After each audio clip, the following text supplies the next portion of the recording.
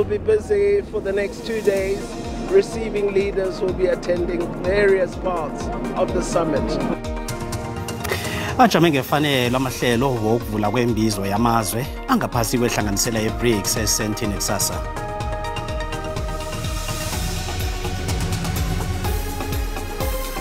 Uhlanjululiwe ezenzweni eziphambana nokulunga umengameli uCyril Ramaphosa ephenyweni lebulungelo elikhulu lezemali endabeni yemali ehlobana neplus lakhe iphalaphala.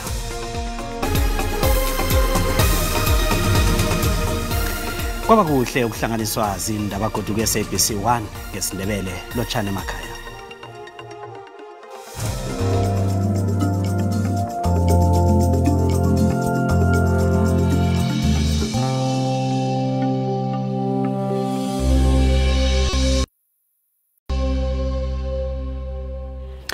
Ungqongqotjhe wezerhwebo amabubulo nezephaliswano Ibrahim Patel uthi intshijilo ze-Afrika zingaphenduka amathuba wempumelelo wenarhakazi le.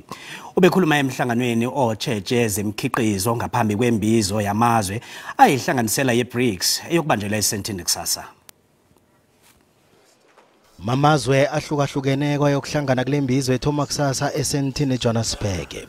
Azokhuluma indaba zokusebenzisana kwamazwe ongaphetsheya kwamalwandle aku-BRICS newa-Afrika. Ungqongqotjhe wezerhwebo namabubulo Ibrahim Patel uthe indlela iphasi lihlomisana ngakho ngamandla iyajuguluka.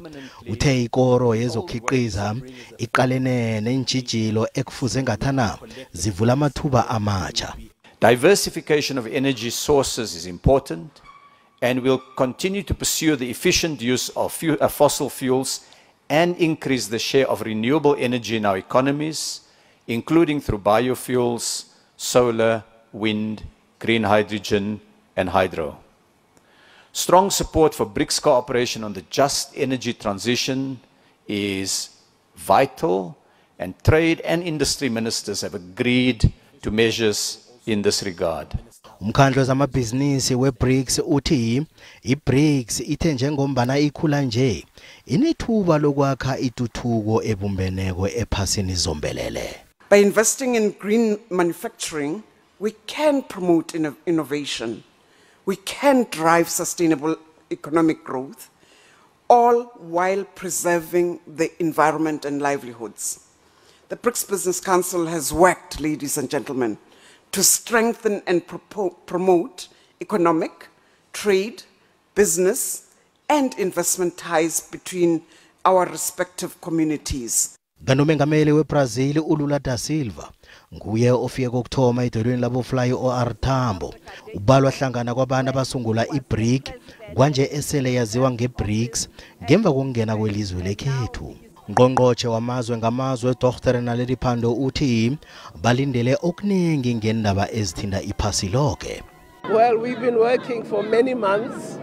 This week is the culmination, and of course will be the toughest part of the preparations that we've been part of. We're very glad to see the arrivals, and we'll be busy for the next 2 days receiving leaders who will be attending various parts of the summit. Nasisaphethe ze-BRICS njalo abongqongqotjhe abatsheje zobulungisana nezokuvikeleka sebathumele amapholisa namajoni bona bayokugada kilombuthano. Kukhutshwe wonke amaphiko zokuphepha ukuthoba emajonini ukuya emapholiseni akhethekileko bona bayokwelusa zokuphepha baqinisekisa ukuthi imbizo le iba yimpumelelo. Ungqongqotjhe wezamapholisa ukhulume namalungu ezokuphepha wabayala ngaphambi kokuthoma kwembizo le. Last night the CIC Commander-in-Chief, the real one, spoke with the nation last night. I'm not going to repeat what he said, but for him to go on behalf of the government of the Republic of South Africa, to go on national TV, all channels, and speak with the nation about the seriousness and prominence of these few days coming, it tells you how much serious the matter is. Wokamedla zabaphezu kweSouth Africa njengombana imbizo le ithoma ngaphasi kwesiqobelo esithi BRICS and Africa Partnership for Mutual Accelerated Growth, Sustainable Development and Inclusive Multilateralism. Ungqongqotjhe zamapholisa ukhulume godi nangokubonakala khulu kwamapholisa embizweni le kunye nendaba yobulelesi. The question has been asked, I don't know why, that this visibility and this movement and this sanitization to sterilize all criminality is here because of the BRICS. The answer is no. Imbizo le iyokuphela ngelisine. Abaholi bamazwe abakhambela umbuthano lo bathemba ukuthi ukuhwebelana ngaphakathi kwe-BRICS kuyokubekelwa phambili. Ekhasini lethu le-Facebook sibuze ukuthi ngokubona kwakho yini engathana kubekelelwa phambili embizweni ye-BRICS. Nakumbono yalandela mtele.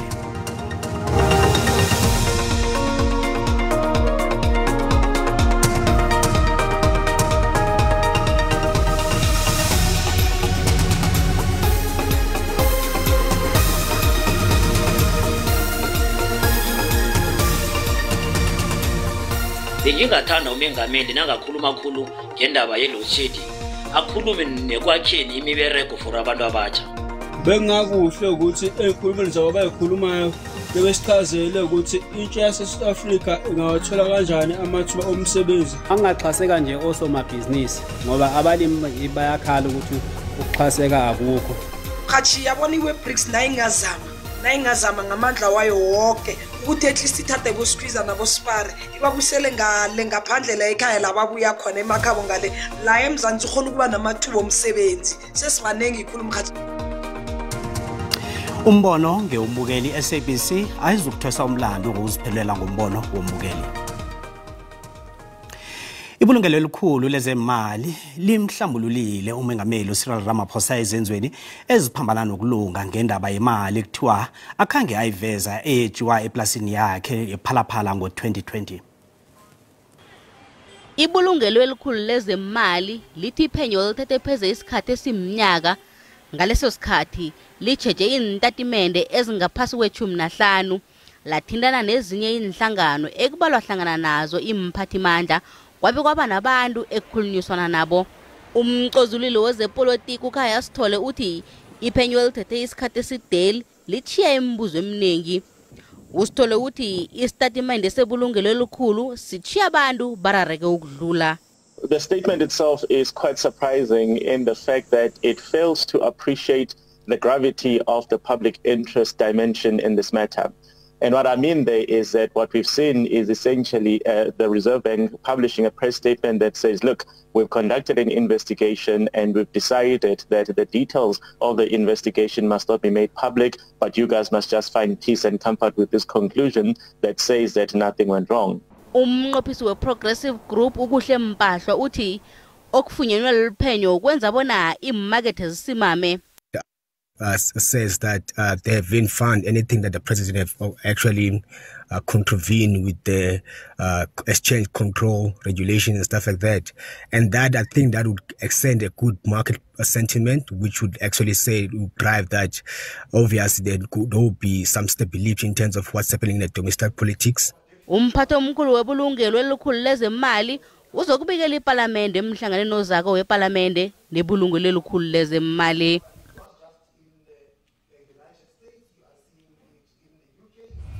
By 2030 inaga zonke la kuhlala khona abantu abakhulu b'Isindebele kufundwe Isindebele kuzonke inkolo esikhona kule naga lezo.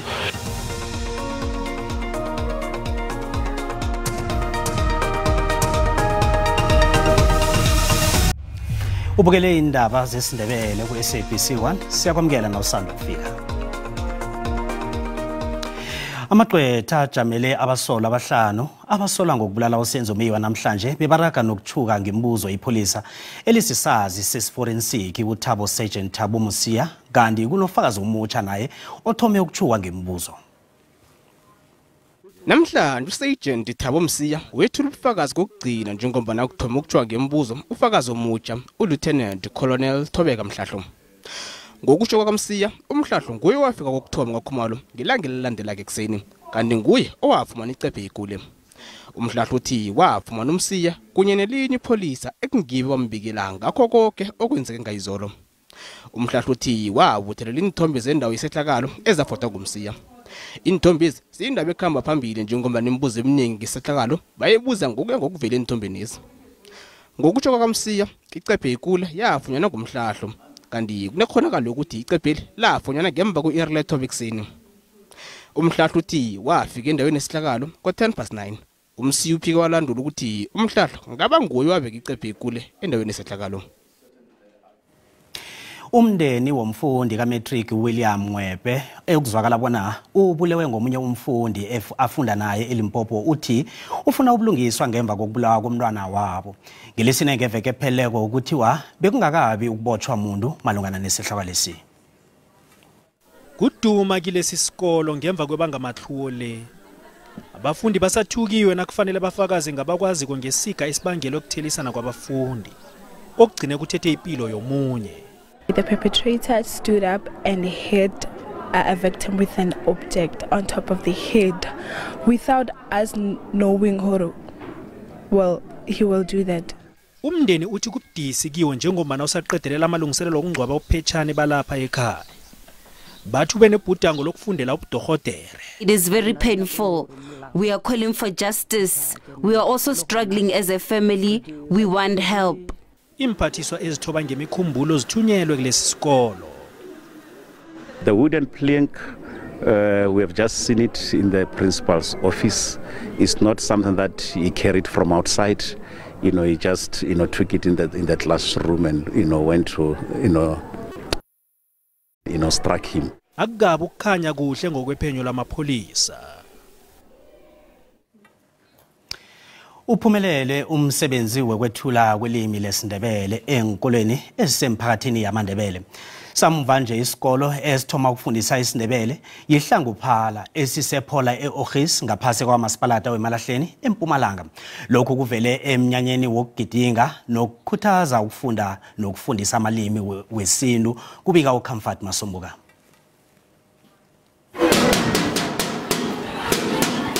Ibizo lesikolo esi lathiwa ngokuhlanganisa imbongo zabahola ababili bomphakathi abasungula isikolo sokuthoma eOgis, inkosi uMahlangu nomfundisi uPhaladi. Umnyanya wokugidinga nokukhuthaza ukufundiswa kwamalimi wesintu ukhwezelwe indlu yamakhosi ngesingini senkangala. Sibawa wonke umuntu webala enzima akhuthalele ukufunda ilimi lekhabo khulukhulu thina indlu enzima ngoba esikhathini esiningi kubonakele bonyana indlu enzima amalimi engewabo abawakhuthaleli bawathathela phasi. Ukusabalala kwesiNdebele endaweni zemalokishini khuthazwa amajima weziko lamasiko nobukhwari Indumbeni Culture and Arts Center. Nakhona lapha ehlanguphala indima yabo ibonakele. Seyindumbeni ivision yethu sesekuncane. Ivision yethu ukuthi by 2030 inaga zonke la kuhlala khona abantu abakhulu besiNdebele kufundwe isiNdebele kuzo zonke inkolo esikhona kule naga lezo. Umphathi wesikolo uMawunduli uthokoza ababelethi bephola ngokusekela isiNdebele. Uthamathwayo ukukhula kwaso azokubonakala kakhulu ngomnyaka ozako. Sine class elina 25 yabantwana. Abantwana baphasa kuhle khulu nang-analyze ama-results abo. Baphasa ngabo level 7 nangabo level 6. Then ivala ikulumo le yabazali ethi abantwana isiNdebele bazasifundiswa ngibani. Umnyanya uhlangelwe ubukhosi bendawo bakwanzunza sogutshe. Abasizukulwane senkosi omkhuthazwe efunde ephola noprincipal okthoma wesikolo esi ongumalukazana kamfundisi uPhaladi owaletha isondo nefunde emphakathini weOgis. Endabeni ze-SABC nginguComfort Masombuka. Inhlangano ezithotshozela amalungelo wabomma eSouth Africa zikhombele uhulumende nomphakathi bona kuqalelelwe ukuliswana nokukhahlumezana ngokobulili nokulinyazwa ngesihlungu kwabantwana. Lokhu kuza ngemva kombiko wembalobalo zobulelesi kwamhlapha nje okhutshwe libutho lamapholisa oveza bona sikhuphukile isibalo sokubulawa kwabantu abasikazi nabantwana. Inhlangano lezi zithi lokhu kufanele kuthathelwe amagadango ngokuhabako. Kukhonjelwa bona wonke umuntu aqalelele lokhu. I think in most countries, if these were the statistics for 1/4 of the year, it would be seen as a kind of an emergency situation, a war on our children. I don't think that this war we refer to is a figurative war. There are people literally fighting on a day-to-day basis just to survive. Imbalobalo zamhlapha nje zobulelesi zaphakathi kwangomhla ka-1 ngoSihlabantangana nomhla ka-30 ngomgwengweni ziveza bona bayi-895 abantu abasikazi ababuleweko. Isibalo lesi siphezulu ngabantu abayi-40 nakulinganiswa nekoteni edlulileko ngesikhathi esifanako umnyaka opheleleko. Isibalo sezehlakalo zokulinga ukubulala nokubetha naso sikhuphukile, kanti nebantwaneni sikhuphuke kangako isibalo. Ekoteni le bayi-293 abantwana ababuleweko ekusibalo esingezeleleke ngabantwana abayi-50 nakulinganiswa nekoteni edlulileko ngesikhathi esifanako umnyaka opheleleko. Lokhu kungaphezulu kwamandla kwamapholisa kanti nokungabika kwezehlakalo zokukhahlumeza ngenye into ethwenyako. We must, however, recognize that crime statistics offer a very limited view of society. While police interventions impact these statistics, there is a systematic and societal dynamic that contributes to underreporting. Boke nje bayavumelana bona kufuneka indlela ekuzokutholwa ngayo isisusa sakho konke lokhu. Kanti lokho bathi kufaka hlangana ukungaphathwa ngokulingana kwabantu emphakathini, isikhala kwezefundo kunye nokusebenza kwesikopilo. Indaba elandelako ingahle ingabaphathi kuhle benhliziyo ezibuthakathaka. Besiba abatsheje kuthokozisile umndeni wakwaMkhonza ufika kwephiko lendaba ze-SABC ngemva kokuthi ufake enkundleni zokuthindana ngomraro ukugula ophethe abantwana abamawele bomndeni lo. Ulwandile nolwanele ukugula okungabavami kwesikhumba ukubizwa nge-Syndrome pigmentosum. Kwaba sibusiso sibelelwe kabili unina lwabantwana uphumzile Mkhonza mhlazana beletha abantwana aba. Kodwana nje sekuphenduke kwababudisa obuyelelo kabili. Amawele la angenwa kugula aneminyaka emibili ubudala. Ngoba noma ubanika icup ukuthi mhlambe nalitiye ulithatha endaweni wrong akathathi ngalesandla umnika ngaso.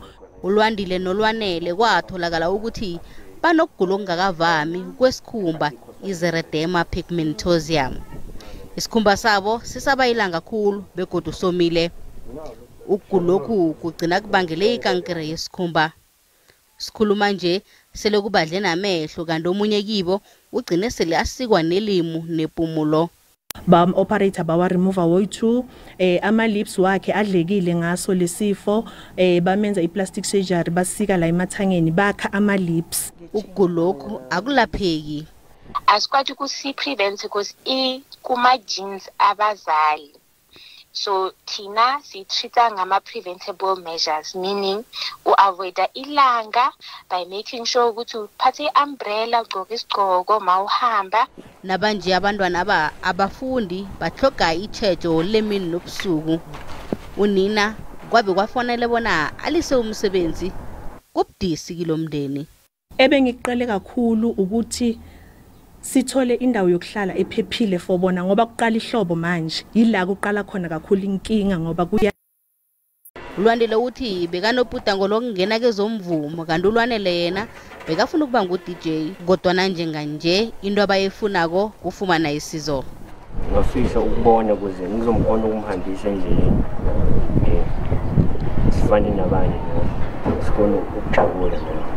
Ngenyanga ezako ulwandile kufanele ayokusikwa godu elihlweni nepumulweni.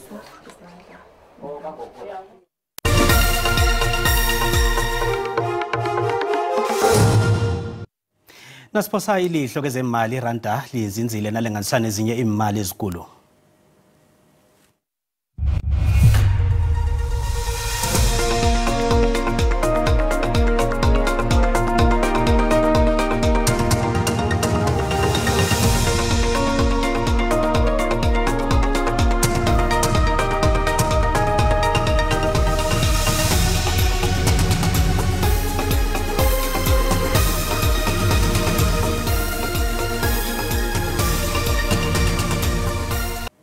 Ngaphambi kokuthi silayelise asihlole usibusiso Sikhosana ehlelweni zibuya nabazumi kuKwekwezi FM bona ngiziphe ezikhamba phambili. Sibusiso siyakwamkela.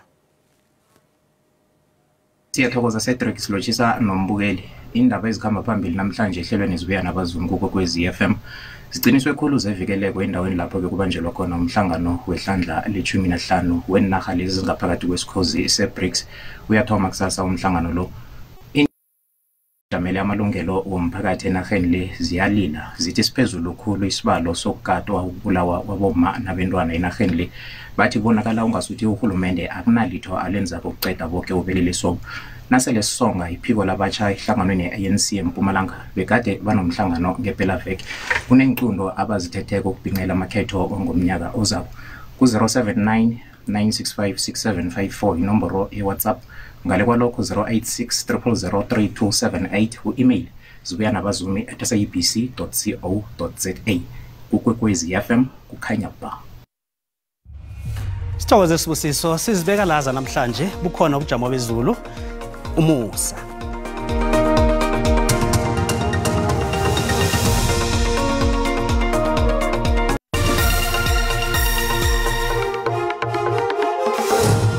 Vulo muhle sithokozile Cedric ebusuku namhlanje siyabona ukuthi nakhona ngapha ngeKapa kuhle khulu mambala nakezinye indawo ezingapha ngeMpumalanga enaga siyabona ukuthi kumnandi khulu kwamambala ngapho fetezana izulu khona ngapha ngeKapa sihlogomele khulu kwamambala nasivakatshela lezi imfunda kanti siyabona ukuthi nokho ke ile kunomdovela khona ngapha ngeGwini ngapha sesenezulu elikhona 80% ngeKapa sihlogomele khulu kwamambala ngeMpumalanga enaga kuhle khulu mambala kunalitho ngapho mimoya nje egijimako nje kwaphela siyabona ngapho kanti ke nasiqalako kusasa siyabona ukuthi nokho ke ilwandle libukhali khulu nakhona khona ngapha ngeKapa ngapho sihlogomele bekuthi kunemoya egijimako namhlanje ebusuku nakusasa lisazoragela phambili nokuba bukhali njalo ilwandle ngapho kanti ke kunemoya lapha kanti kumile endaweni eziningi nawukhona ngapha ngeMpumalanga enaga akhe siqaleke sibone ukuthi amazinga okushisa jama njani nawukhona ngapha ngePitori lapha 30% ngapho uqale khona ngapha ngeRutheni obukhulu eJohannesburg ngapha ngeSprings ngapho 28 liyachisa nawukhona ngapha ngeGauteng kusasa asiliqalele Limpopo siyabona ukuthi lapha nyana ngeMosina 36 hayi lingene lihlobo khona lapha eThoyando uyabona iPulukwane ngale